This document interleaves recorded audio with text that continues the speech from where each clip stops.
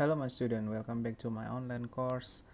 Kali ini dengan Lutfi Arya dan kita ada di mata kuliah Psikologi Pendidikan. Untuk pertemuan kedua ini kita akan membahas tentang classical conditioning yang dipelopori oleh tokoh psikologi yang terkenal yaitu Ivan Pavlov. Secara umum, pengkondisian klasik atau juga dikenal sebagai pengkondisian Pavlov ini adalah suatu pembelajaran melalui asosiasi dan ini dikemukakan oleh seorang ahli psikologi dari Rusia ya, fisiologi dari Rusia. Secara sederhana, konsepnya itu adalah dua rangsangan yang dihubungkan atau dua stimulus yang dihubungkan bersama-sama untuk menghasilkan respon baru yang dipelajari bisa diterapkan pada hewan ataupun manusia. Seiring dengan teori ini berkembang, John Watson juga mengusulkan bahwa proses pengkondisian klasik berdasarkan Pavlov ini, teorinya Pavlov, ini mampu menjelaskan semua aspek psikologi manusia.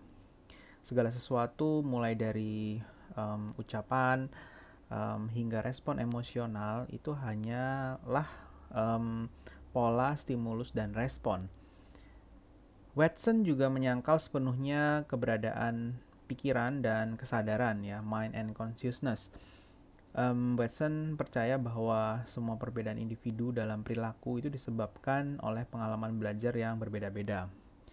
Ada kutipan Watson yang cukup terkenal, beri aku selusin bayi sehat ya. Dia mengatakan, beri aku selusin bayi sehat, bugar, dan dunia khususku sendiri untuk membesarkan mereka. Dan aku akan menjamin untuk mengambil salah satu secara acak dan melatihnya untuk menjadi semua jenis keinginan yang aku inginkan. Misalnya aku pilih menjadi dokter, pengacara, seniman, dan profesi-profesi yang lainnya. Bahkan pengemis pun, pencuri juga tidak terlepas dari proses pengkondisian ini. Begitu seloroh dari Watson yang dikutip dalam bukunya pada tahun 1924. Nah, begitu sesumbarnya gitu ya aliran behavioristik dalam mengungkapkan teorinya, dan memang pada saat itu dunia memang sedang diramaikan dengan penelitian-penelitian behavioristik ya, karena memang dirasa cukup terbukti secara empirik, artinya buktinya bisa diamati. Nah, kemudian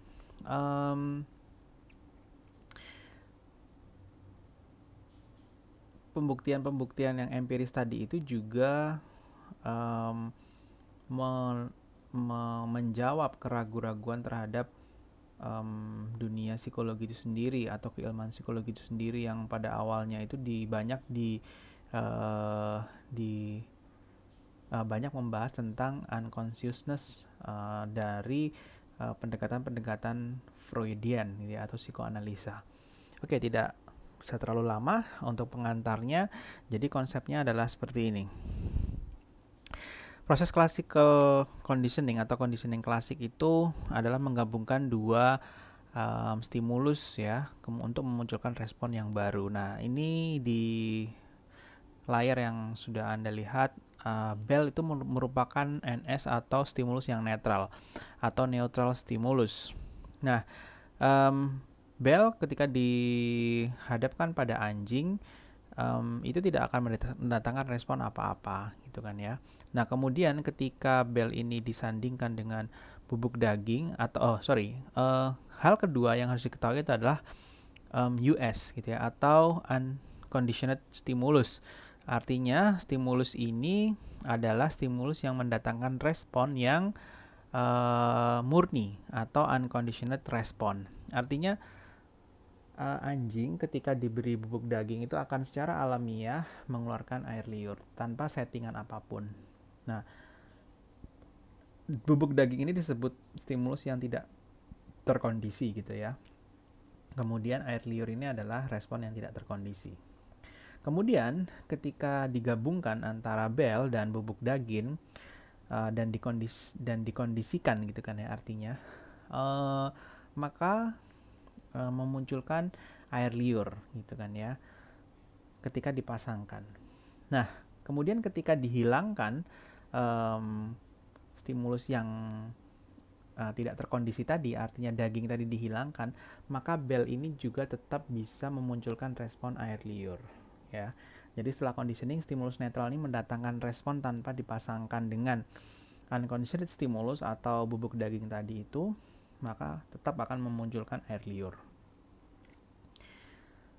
Nah, jadi kesimpulan classical conditioning itu adalah stimulus netral akhirnya mendatangkan respon air liur yang pada awalnya tidak mendatangkan respon apapun ketika sudah di pairingkan tadi ya, digabungkan ya.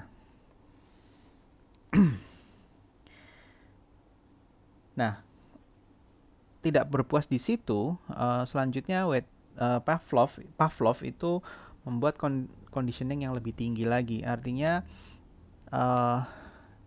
bel itu yang tadinya merupakan conditioned stimulus atau stimulus yang terkondisi itu disandingkan dengan stimulus yang baru yaitu sinar. Nah, kemudian ketika dipasangkan berulang-ulang, sinar ini bisa memunculkan air liur, gitu ya. Nah, ini skemanya seperti ini. Nah, berikut adalah hubungan antara conditioned stimulus dan unconditioned stimulus dalam pengkondisian klasik. Tenggat waktu yang diberikan atau tenggat waktu pemberian CS dan UCS yang paling optimal itu adalah CS diberikan terlebih dahulu selama setengah detik sebelum diberikan UCS. Nah, ini menurut Hergenhen tahun 2002. Nah, jadi di situ dikutip oleh Hergenhen ya, dalam bukunya Hergenhen yang dikutip dari penelitian Pavlov bahwa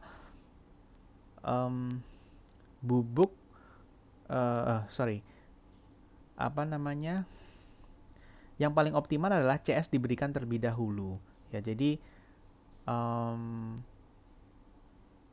belnya itu diberikan terlebih dahulu selama setengah detik, kemudian diberikan daging gitu kan ya. Nah, urutan pemberian stimulus itu ada bermacam-macam, ada forward, backward, ada delay, dan ada trace condition.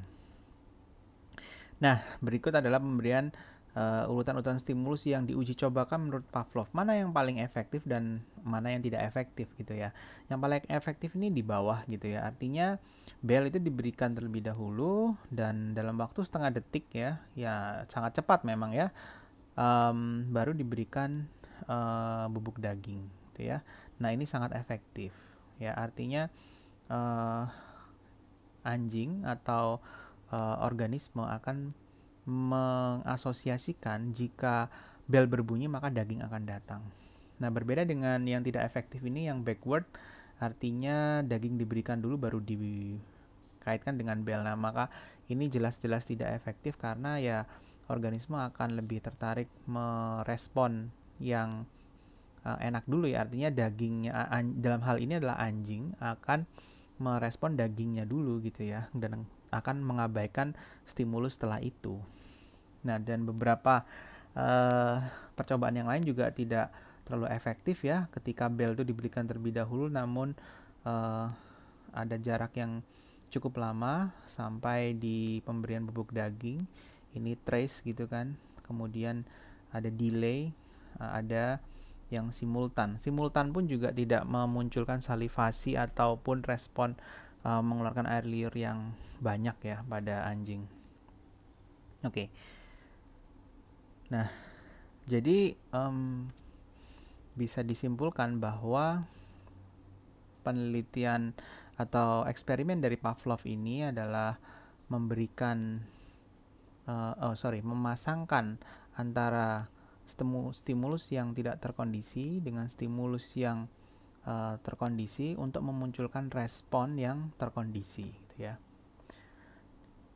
Nah, respon yang terkondisi ini, respon yang awalnya itu awalnya netral atau unconditioned respon itu berganti ya setelah stimulusnya juga berganti gitu ya. Kalau stimulusnya itu sudah terkondisikan, maka responnya juga menjadi respon yang terkondisikan. Jadi memang ada beberapa istilah ya. Istilahnya itu ada unconditional stimulus gitu kan ya, dan ini ya, unconditional stimulus dan unconditional respon, atau respon yang terkondisi, dan di sini ada respon yang tidak terkondisi, dan ini ada stimulus yang tidak terkondisi.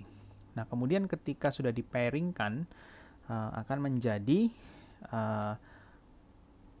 respon yang terkondisi atau conditioned respon, dan stimulusnya juga tentunya adalah stimulus yang sudah terkondisi. Nah, itu perubahannya. Nah, kemudian ada juga proses extinction dan spontaneous recovery. Extinction ini adalah penghilangan ya.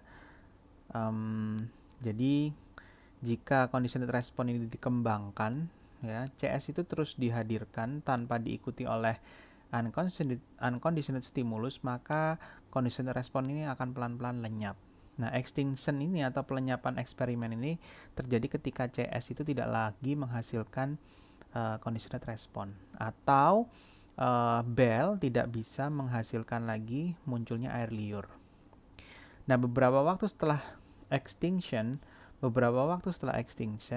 ya, jika CS sekali lagi dihadirkan kepada organisme, nah maka CR akan muncul kembali secara temporer. Nah, kondisi ini disebut dengan spontaneous recovery atau recovery secara spontan. Artinya ketika memang sudah tidak dihadirkan lagi bel selama 1 hari, misalnya 24 jam, kemudian besok dihadirkan lagi, maka tetap anjingnya akan mengeluarkan air liur, tapi tidak sebanyak hari-hari sebelumnya.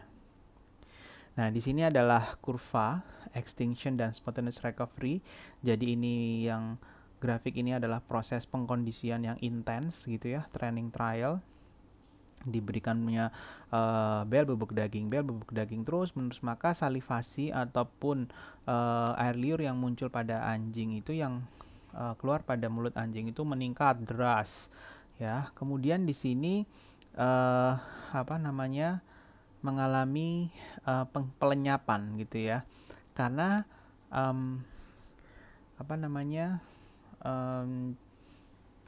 bubuk daging tidak dihadirkan lagi gitu kan ya, hanya bel saja yang dihadirkan, tetap keluar tapi tidak terlalu banyak gitu ya air liur yang keluar dari mulut anjing. Kemudian ada jeda 24 jam gitu kan ya.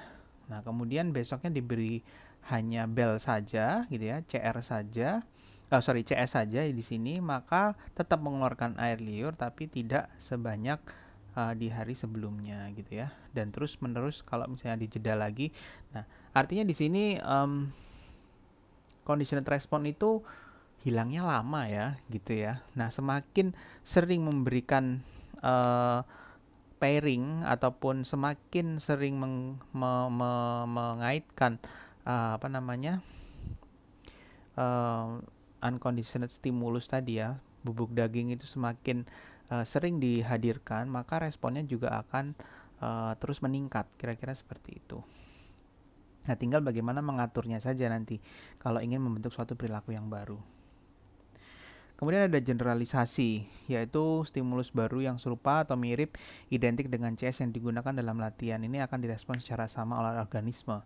Misalnya anjing dilatih dengan suara 1000 CPS dan bubuk daging sebagai UCS-nya. Setelah terjadi conditioning, ternyata anjing juga mengeluarkan air liur pada CS dengan kekuatan suara yang lebih besar ya, atau lebih kecil dari 2000 CPS. CPS ini cycle per second ya. Semakin identik ya dengan 2000 CPS, makin banyak air liurnya. Jadi dia bisa memberikan respon gitu kan ya, yang sama karena dia sudah melakukan generalisasi ya terhadap frekuensi atau bunyi-bunyian tadi. Semakin mendekati bunyi yang identik dengan bubuk daging, maka dia akan memunculkan air liur. Sedangkan diskriminasi juga terjadi, yaitu kemampuan organisme untuk memberikan respon pada stimulus yang terbatas. Kebalikan dari generalisasi ya, kalau discrimination ini diperoleh melalui 2 cara, yaitu latihan yang terus-menerus Jadi semakin sering latihan, semakin kecil terjadinya generalisasi. Nah, kemudian juga ada penguatan secara khusus, yaitu pemberian penguatan hanya pada respon tertentu saja. Nah, ini semakin dilatih, maka organisme atau dalam konteks penelitian Pavlov ini anjing ini tadi itu bisa membedakan, gitu kan ya, respon yang membedakan stimulus yang diberikan dan juga respon yang diberikannya juga akan berbeda. Nah,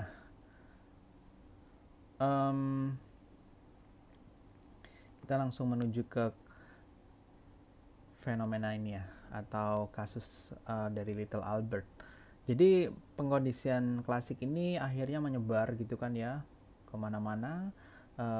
Teori ini kemudian dikembangkan oleh beberapa ahli-ahli. Nah, salah satunya itu adalah Watson, gitu ya, yang sudah saya sebutkan di atas tadi, bahwa classical conditioning ini mempengaruhi Watson sehingga dia menyimpulkan atau merumuskan suatu mempropos suatu gagasan gitu ya, bahwa kepribadian manusia itu merupakan kumpulan-kumpulan refleks yang dikondisikan. Dia berpendapat seperti itu. Jadi kita marah, kaget, kemudian refleks-refleks yang sudah kita singgung di pertemuan pertama itu adalah refleks yang dikondisikan menurut Watson. Dan juga emosi itu merupakan hasil dari keturunan dan pengalaman. Untuk membuktikan refleks emosional yang dibawa dari lahir dan itu dapat dikondisikan pada stimulus netral, nah Watson ini melakukan eksperimen pada bayi berumur 11 bulan bernama Albert. Sebenarnya ini anaknya sendiri ya. Nah, apa eksperimennya? Ini adalah skema eksperimen dari Watson. Jadi pada awalnya Albert itu nggak takut ya sama tikus, bahkan dia memegang-megang tikus itu, kemudian mencoba meraihnya, mencoba bermain-main gitu ya dengan tikus putih tentunya ya. Nah, terus kemudian setelah beberapa saat gitu ya, Watson ini mengambil sebuah palu dan lempengan besi gitu kan ya. Nah, kemudian ketika si Albert ini mencoba untuk memegang tikus itu tadi, dia pukul palunya itu ke lempengan besi tadi ya, brak gitu kan. Nah, akan memunculkan suara yang mengejutkan tentunya, dan itu direspon Albert dengan menangis karena mendengar suara itu. Nah, lama-lama Albert ini bisa mengamati ya, atau menyadari bahwa pukulan tadi itu terasosiasi dengan ketika dia memegang tikus. Ya, jadi ketika mau memegang tikus ada suara gitu kan. Dar, memegang tikus ada suara, memegang tikus ada suara. Nah, itu terus diulang-ulang. Nah, akhirnya Albert ini menyimpulkan atau bukan menyimpulkan. Akhirnya Albert ini membentuk suatu ketakutan, atau ketakutan itu terbentuk pada diri Albert terhadap tikus ya. Nah, kemudian pada respon-respon selanjutnya Albert ini juga mengalami generalisasi gitu ya. Artinya dia juga memperluas ketakutannya itu pada benda-benda atau objek-objek yang berbulu seperti kelinci, anjing, monyet gitu kan. Bahkan topeng berbulu pun juga dia akhirnya takut. Nah, penelitian ini juga menimbulkan banyak kontroversi ya. Artinya pada akhirnya ya mempertanyakan human right, kemudian juga diprotes karena akhirnya Albert ini tidak bisa kembali kepada state dia tidak takut pada tikus ya. Nah, itu juga banyak dikritik. Tapi meskipun banyak kritik dan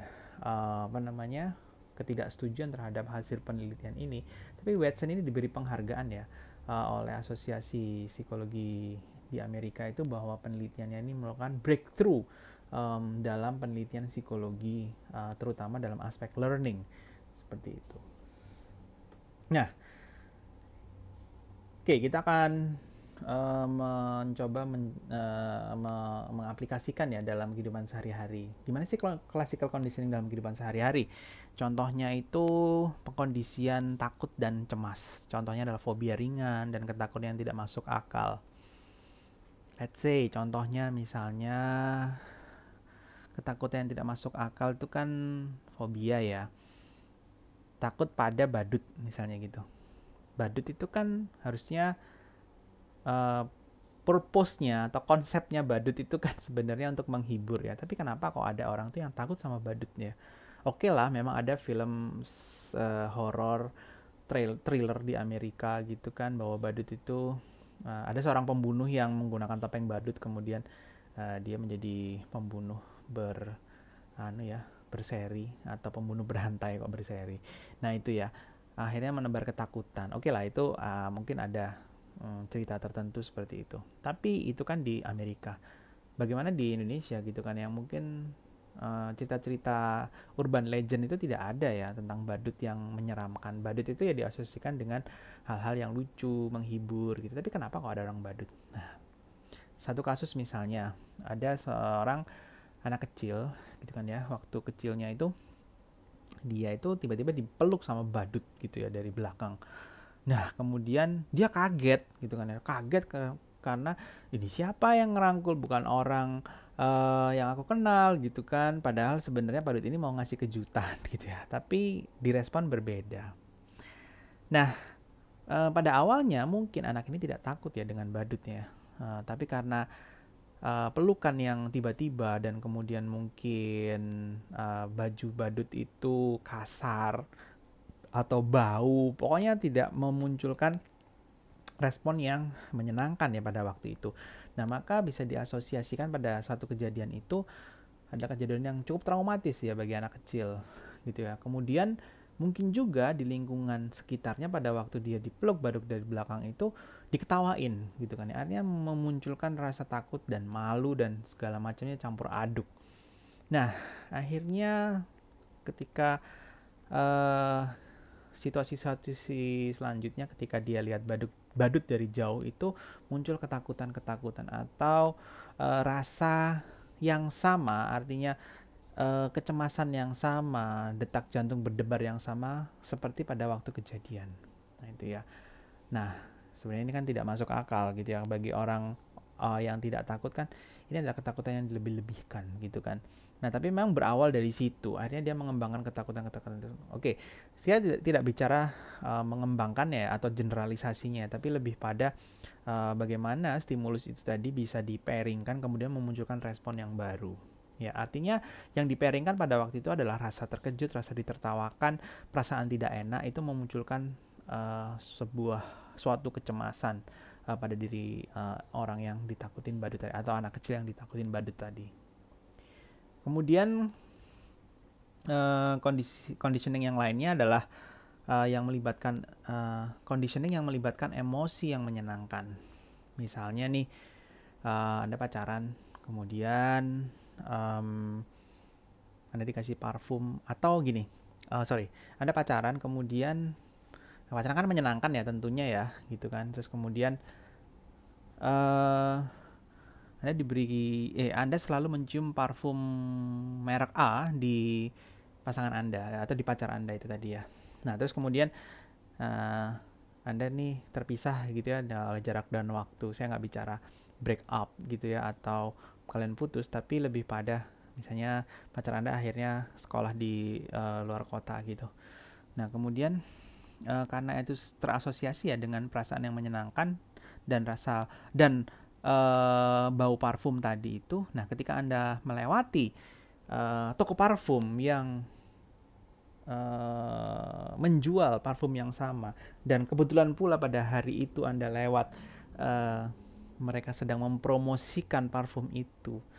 Ya, ketika Anda diberi sampelnya misalnya, kemudian Anda mencium bau parfumnya, kok sama, maka perasaan menyenangkan itu akan kembali lagi gitu kan ya. Nah, itu juga bisa membangkitkan ya, terasosiasi, artinya parfum ini sebenarnya stimulus yang netral ya, tapi ketika Anda asosiasikan dengan momen yang menyenangkan seperti pacaran tadi, maka ketika Anda mencium itu, parfum itu di kesempatan yang berbeda, maka yang muncul adalah perasaan-perasaan yang menyenangkan tadi. Oke. Kuis. Nah, ini ya. Meskipun ini kuis di online, tapi kita bahas bareng-bareng aja.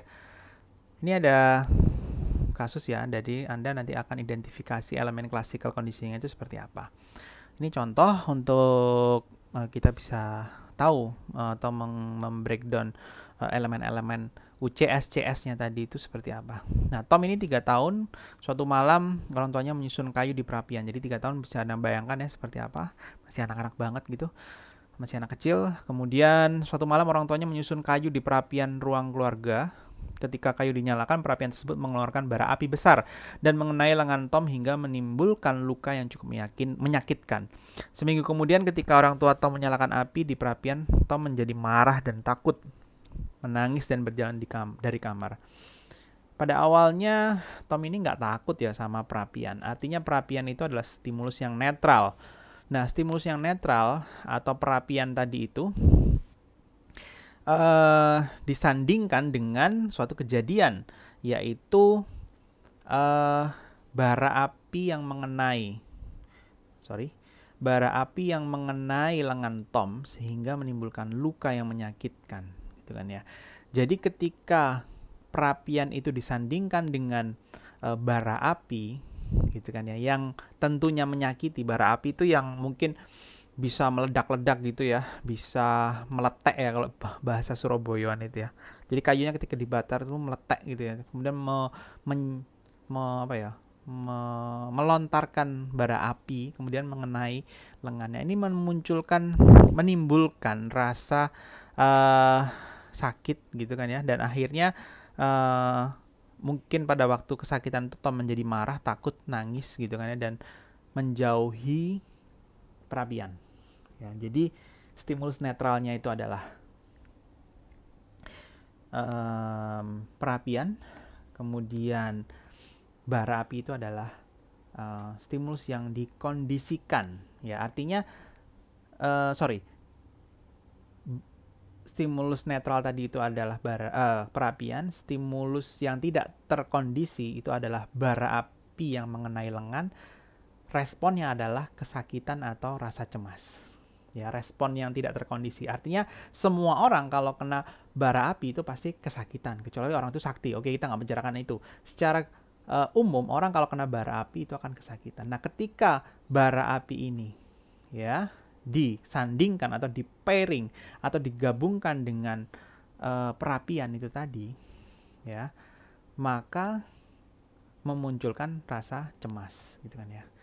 Ya, tentunya ini bara api dengan catatan yang meletek tadi ya, bukan bara api yang diem aja ya. Nah, itu ketika disandingkan gitu kan ya, akan memunculkan rasa cemas itu tadi. Nah, tanpa bara api pun Tom hanya melihat tanpa bara api yang meletek gitu kan ya, atau yang bisa memuncratkan serpihan-serpihan kayu yang panas gitu ya.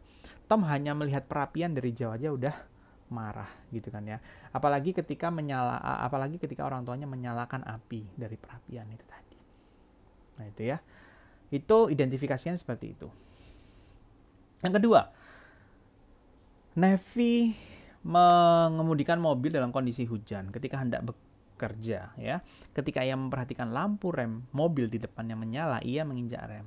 Seketika itu juga ia terlibat kejadian yang mengerikan karena mobilnya menabrak 4 mobil di depannya. Nevi terkejut, sangat terkejut dengan benturan tersebut. Jantungnya berdebar cepat ya. Sebulan kemudian ketika ia mengemudikan mobil dalam kondisi hujan, ia menjadi cemas ya, jantungnya berdetak cepat sama seperti setelah kecelakaan 1 bulan yang lalu. Apalagi ketika melihat lampu rem mobil di depannya menyala. Jadi setelah kecelakaan 1 bulan kemudian, dia waktu hujan itu jadi dedek gitu ya, jadi jantungnya berdetak cepat. Dan juga ketika melihat lampu rem mobil di depan itu merah, dia jadi lebih terpacu lagi jantungnya, cemas gitu ya. Nah, ini hujan dan nyalanya lampu mobil itu sebenarnya stimulus yang netral. Tapi ketika stimulus netral ini di-pairing dengan kecelakaan, gitu kan ya, atau iya kecelakaan yang nabrak tadi ya, beberapa mobil di depannya, itu akan memunculkan respon yang membuat jantung berdebar-debar. Ya, siapa sih yang nggak berdebar-debar ya ketika kita terlibat crash gitu ya. Nah, ketika ini stimulus ini di pairing kan gitu kan ya, jadi hujan dan lampu mobil depan yang menyala merah, lampu rem yang menyala itu dipairingkan dengan kecelakaan, maka tanpa kecelakaan pun hanya ada stimulus hujan ataupun lampu rem mobil itu menyala, maka Nevi ini akan merasa cemas yang berlebihan gitu ya. Itu identifikasinya seperti itu. Nah, kemudian pengaplikasian dalam beberapa bidang yang lainnya itu adalah dalam conditioning klasik dalam iklan ya. Jadi produk dikaitkan dengan celebrities, di mana celebrities itu menggambarkan kecantikan, misalnya kosmetik. Ya, ini yang saya tahu ya. Kalau kalian mungkin lebih tahu nggak apa-apa juga. Kamu tambahkan merek-merek yang lain selain Pond's dan L'Oreal gitu ya. Atau iklan yang menunjukkan atau menggambarkan penuh kasih sayang seperti susu formula ya. Sebenarnya susu formula itu kan nggak dianjurkan ya sama dokter ya gitu kan, tapi dengan dibungkus iklan bahwa anak ketika meminum susu formula itu akan mendapatkan kasih sayang ibu, kemudian menjadi lebih pintar. Nah, jadi akan ada nilai jualnya ya di situ ya gitu. Orang-orang juga lama-lama makin yakin ya menggunakan susu formula. Dan juga produk dikaitkan dengan maskulinitas atau feminim ya. Contohnya rokok nih ya yang paling gampang ya. Mana ada iklan rokok itu yang ngerokok. Ya selain dilarang, itu juga akhirnya membuat dunia periklanan untuk rokok itu menjadi lebih kreatif ya. Nah, salah satunya itu dengan mengadopsi teori classical conditioning gitu ya. Anda cek deh iklan Marlboro pertama kali atau di tahun 60-an ya. Kayaknya ada di YouTube. Itu orang masih menyalakan rokok. Bahkan mungkin di tahun 80-an di Indonesia iklan rokok itu masih poster-poster yang ada di rumah makan itu 80-an 90-an awal itu masih menggambarkan orang yang merokok. Tapi pada tahun selanjutnya mungkin di tahun 2000-an iklan-iklan itu sudah mulai berubah gitu kan ya. Akhirnya mereka berkreasi bagaimana ya orang itu udah jelas tahu merokok itu merusak kesehatan, tapi gimana ya biar tetap mereka itu beli rokok gitu ya. Akhirnya itu merokok diasosiasikan dengan perasaan yang menyenangkan gitu ya. Banyak contoh-contoh iklan ya, misalnya iklan Jarum 76 yang mungkin sekarang nggak pernah ada lagi. Yang itu ya, cek aja nanti di YouTube yang Jin itu ya, pengen jadi apa gitu kan ya. Nah yang terakhir itu kan iklannya adalah Jin, aku pengen jadi orang yang terkenal gitu kan, bisa dikenal orang di mana-mana. Nah terus kemudian akhirnya dikabulkan, jadi cover merokok itu membunuhmu gitu kan ya. Nah artinya itu dibuat lelucon ya, rokok itu membunuhmu ya. Bukan sebagai warning lagi, tapi dibuat sebuah tertawaan dan akhirnya jinnya itu tertawa kan di akhir. Ya orang mana takut akhirnya kan kalau dicekokin itu setiap hari, kecuali kalau masih punya pikiran yang waras dalam tanda kutip ya kayak gitu. Ya memang motivasi orang merokok itu bermacam-macam gitu ya, tapi dengan iklan seperti itu dibungkus dengan sesuatu perasaan yang menyenangkan, maka orang akan diharapkan tetap beli rokok gitu ya. Saya masih ingat iklan itu tidak bertahan lama, kemudian sepertinya di take down gitu ya, tidak diiklankan lagi. Dan sebenarnya banyak juga iklan rokok yang sekarang itu pun hanya menunjukkan experience yang menyenangkan. Coba deh Anda cek di dimana lagi kalau di YouTube ya. Oke. Kemudian produk-produk yang dikaitkan dengan kemewahan, otomotif gitu ya, luxury. Kalau Anda naik mobil apa namanya Rolls Royce misalnya ya, Anda akan auto naik ya derajatnya, kira-kira kayak gitu, auto sultan lah kalau bahasa sekarang. Nah itu juga jadi semacam stimulus yang di pairingkan ya, artinya beli produk kemewahan dapat gitu ya, perasaan senang juga dapat. Kemudian iklan dikaitkan dengan imajinasi seksual. Anda bisa cek iklan Burger King. Nah itu nggak nyambung sebenarnya ya, ngapain kok iklan makanan dikaitkan dengan seksual, cek aja di YouTube. Kemudian kesemuanya itu memunculkan perasaan yang menyenangkan. Nah kritiknya terhadap uh, penerapan teori ini dalam commercial break itu adalah uh, bisa menjadi alat untuk brainwash gitu ya, atau mencuci otak. Nah, dalam dunia politik juga terjadi ya classical conditioning. Misalnya politisi yang meresmikan mall baru daripada meresmikan tempat layanan masyarakat yang ya ini tergantung momentum sih sebenarnya ya. Orang akan lebih suka ketika tokoh itu dikaitkan dengan hal-hal yang menyenangkan gitu ya. Misalnya meresmikan stadion yang baru, meresmikan mall gitu ya, meresmikan tempat bermain daripada meresmikan panti asuhan, meresmikan panti jompo gitu ya. Tidak ada nilai jual yang menyenangkan, kira-kira kayak gitu.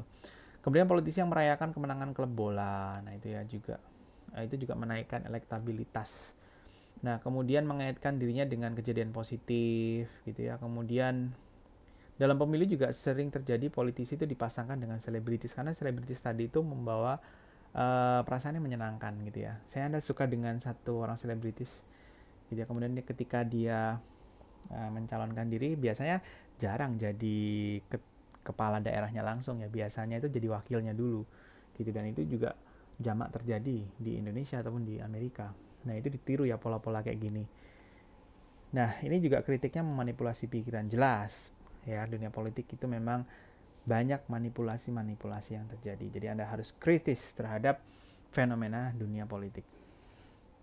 Nah ini skema yang ada dalam conditioning dalam iklan ya.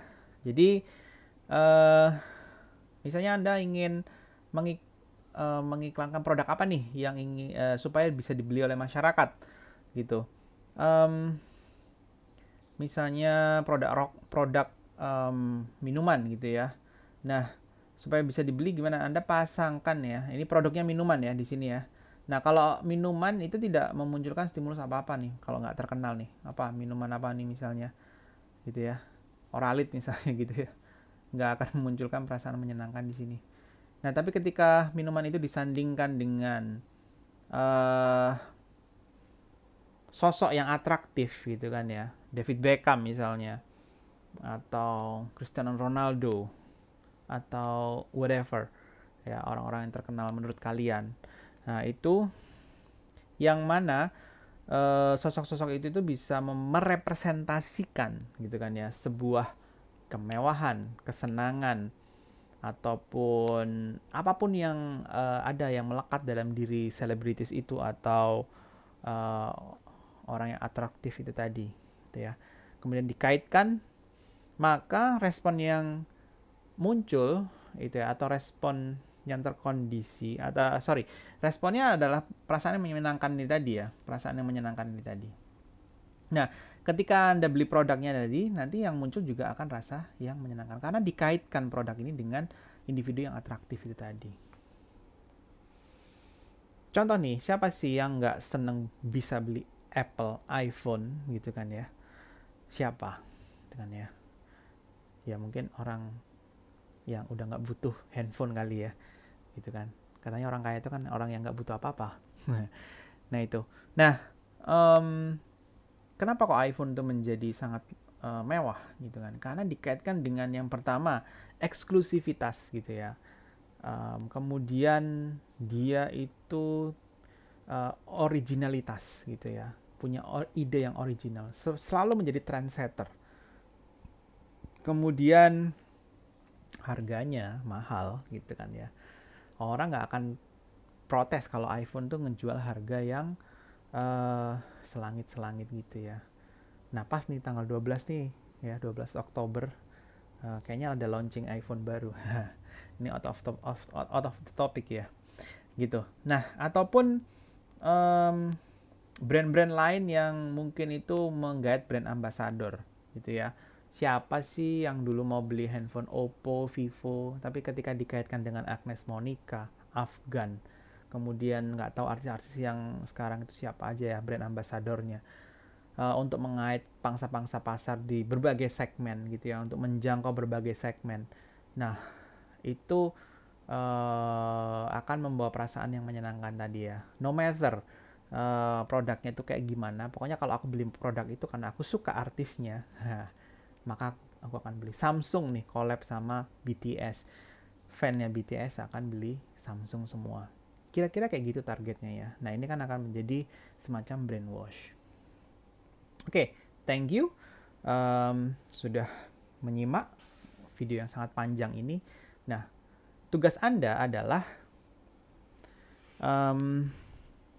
mencari iklan ya di YouTube commercial break gitu kan, yang bisa Anda identifikasi mana CS-nya, mana UCS-nya, mana CR-nya dan UCR-nya gitu ya. Seperti yang saya contohkan tadi. Ini adalah tugas kelompok. Jadi tugas ini dikumpulkan pada next pertemuan di Google Classroom. Caranya adalah kalian kasih linknya, kemudian Anda buat skemanya itu di kertas, Anda gambar gitu kan ya, seperti ini gambarnya ya.